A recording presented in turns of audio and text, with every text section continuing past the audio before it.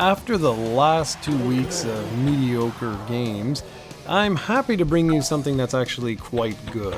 Yes, the review is going to be a little bit short, but that's only because there's not too much to talk about. Back in July 2016, I reviewed the digital Pinball Necronomicon import for the Saturn, and I mentioned that it was actually the sequel to a game called Last Gladiators Digital Pinball, which was originally released in 1995 and was developed by Kaze as well. Both games are excellent, featuring great tables and incredible music.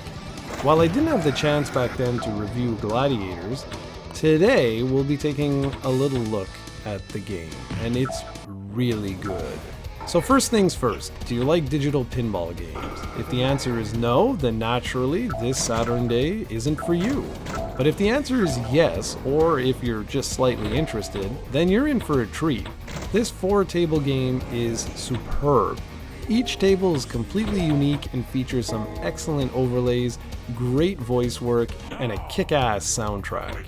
The 4 available tables include Last Gladiators, Night of the Roses, Dragon Showdown, and Warlock. Each has its own specific objectives, from hitting the ball into several bumpers to trigger a name of a character, to getting the ball through a specific opening and then triggering the jackpot, and so on. For the uninitiated, pinball tables all work like this. There are objectives more so than just getting the high score. It's how one goes about getting the high score that makes the game so strategically pleasing to play. Years back, I used to love switching between arcade games and pinball tables, as each offered a completely different experience. Back in the, maybe late 80s, 90s, when video started making its way into pinball tables, things started to get even more interesting, and that's why I enjoy digital pinball games, as it feels like a natural evolution of both platforms. You get the cool cutscenes, the awesome music, but the strategic gameplay remains the same. And speaking of that music, oh, it's awesome. Each table features a wicked soundtrack. What's really impressive with this is that playing the game 22 years after its original release feels exactly as it did back in 1995. The only criticism I have with this game is that nudging the table doesn't really work.